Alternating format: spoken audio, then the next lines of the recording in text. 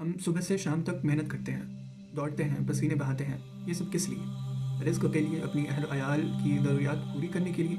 लेकिन क्या हम सिर्फ ज़्यादा कमाने पर तवज्जो देते हैं, या इस बात पर भी कि हमारा रिज़्क़ हलाल है या हराम?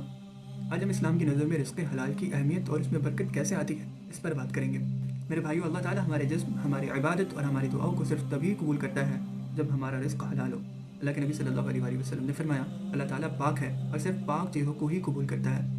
फिर आप सल्लल्लाहु अलैहि वसल्लम ने एक ऐसे शख्स का जिक्र किया जो लंबे सफ़र के बाद थका हारा हुआ आसमान की तरफ हाथ उठाकर दुआ करता है, या रब या रब। लेकिन आप सल्लल्लाहु अलैहि वसल्लम ने फरमाया, उसका खाना हराम का है, उसका पीना हराम का है, उसके लिबास हराम का है, फिर उसकी दुआ कैसे कबूल हो सकती है?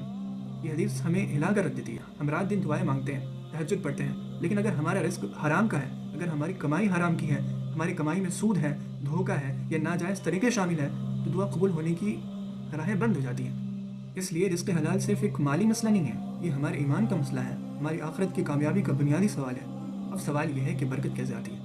बरकत का मतलब सिर्फ ज़्यादा पैसा नहीं होता। बरकत का मतलब है थोड़े में भी सुकून और किफ़ायत। 3 अहम तरीक़े हैं जिनसे रिज़्क़ में बरकत आती है। सबसे पहले, हमेशा सच बोलना।